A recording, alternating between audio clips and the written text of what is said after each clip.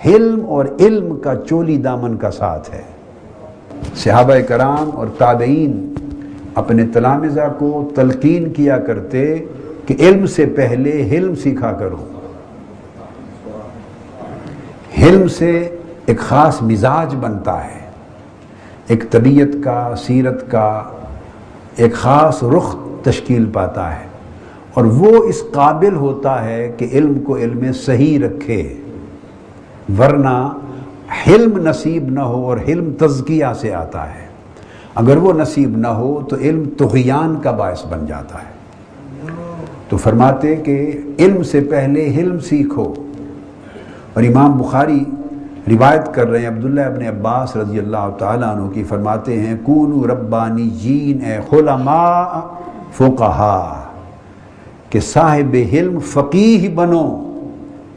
جب تک تمہیں تفقہ حاصل نہ ہو اور تم فقہاء نہیں ہو اور علماء نہیں ہو صاحبان علم، اس وقت تک تم عالم ربانی نہیں ہو۔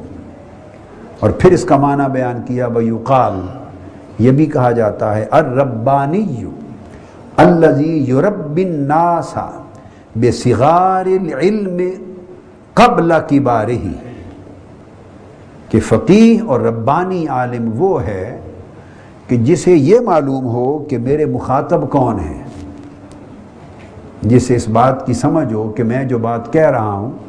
یہ اس کا سماع کون کر رہا ہے، کون لوگ سن رہے ہیں، میرے طالب علم کون ہیں، میرے سامع کون ہیں، میں ایڈریس کن کو کر رہا ہوں، 10 20 50 اہل علم کی مجلس کو بات کر رہا ہوں، صرف علماء میری بات کو سن رہے ہیں، یا عوام الناس کی پڑھے لکھے لوگوں کی ایک تعداد سن رہی ہے، یا ہزاروں لاکھوں ملینز کی تعداد میں عوام الناس بھی براہ راست میری بات سن رہے ہیں۔ تو عالم ربانی کی تعریف امام بخاری نے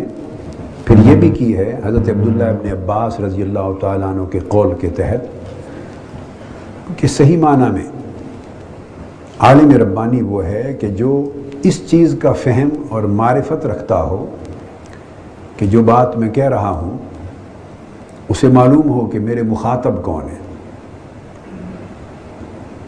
میرے سامع کون ہیں، آیا محدود تعداد میں اہل علم میری بات کو سن رہے ہیں، یا چند سو چند ہزار افراد ہیں مگر صاحبان علم سن رہے ہیں، یا لاکھوں کی تعداد میں اور ملینز کی تعداد میں افراد ہیں، عامت الناس میری بات کو سن رہے ہیں۔ لہٰذا وہ ان کی اپنی اپنے فہم، علم، معلومات کی سطح کو ذہن میں رکھ کر بات کرے، چونکہ ہر آدمی صحیح اور سقیم میں فرق کرنے کی صلاحیت نہیں رکھتا۔ ایک عالم نے جو بات کہہ دی،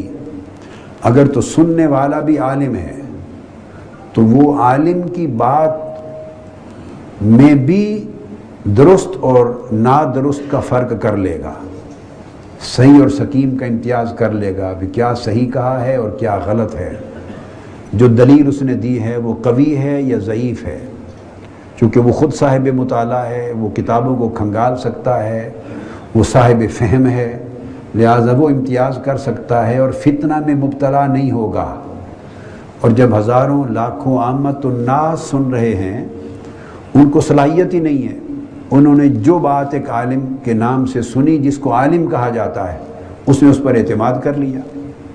اب نہ اس کی رسائی کتابوں تک ہے، نہ کتب حدیث پر، نہ کتب تفاسیر پر اس کو ایکسیس ہے،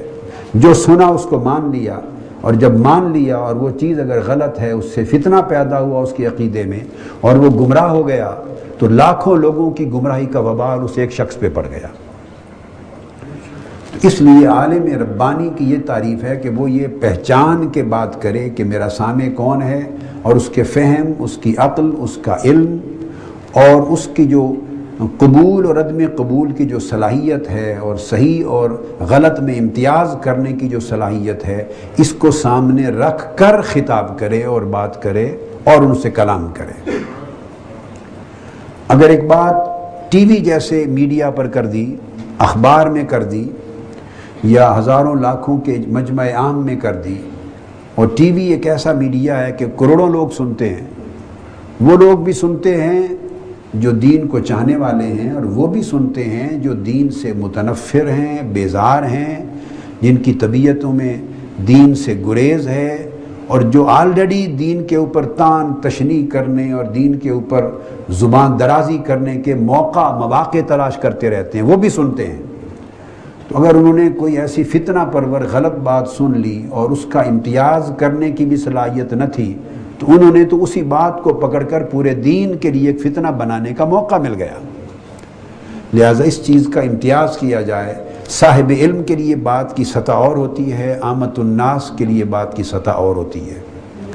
اور اگر عامت الناس کو بھی وہ بات کرے تو پھر اتنی تحقیق اور تدقیق کے ساتھ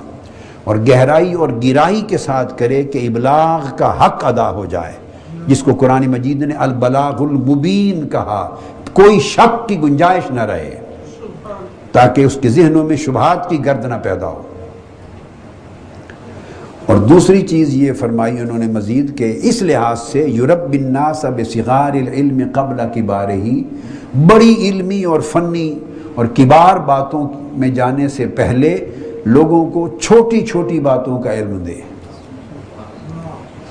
تو ضروری یہ ہے کہ جو شخص خود صاحب فن نہیں اور فن میں اس کو درک نہیں اور درک کے ساتھ کامل مہارت نہیں، تو وہ اس کو تو صغار علم سے آگے گفتگو ہی نہیں کرنی چاہیے۔ فقط حلال اور حرام کی بات کی تعلیم دی جائے، لوگوں کو واعظ اور نصیحت کی جائے، فقط خیر کی بات کی جائے، اور قطعی طور پر قرآن کی تفسیر اور حدیث کے کسی ایسے موضوع پر وہ کلام ہی نہ کرے کہ جو بڑی شر و بست کے ساتھ، گہرائی اور گہرائی کے ساتھ اور تحقیق اور تدقیق کے ساتھ توجہ مانگتا ہے، اور یہ ملکہ اس کے پاس اگر نہیں ہے تو اور ہزارہ میدان ہیں دین کی خیر کی بات کرنے کے، امر بالمعروف اور نہی عن المنکر کے اور دعوت الی الخیر کے ہزارہ میدان ہیں جن پہ وہ بات کر سکتا ہے۔ مگر جو علم خصوصیات رکھتا ہے اور کبار علم میں جو پہلو آتے ہیں ان پر گفتگو ایسے لوگوں کو نہیں کرنی چاہیے، اجتناب کرنا چاہیے۔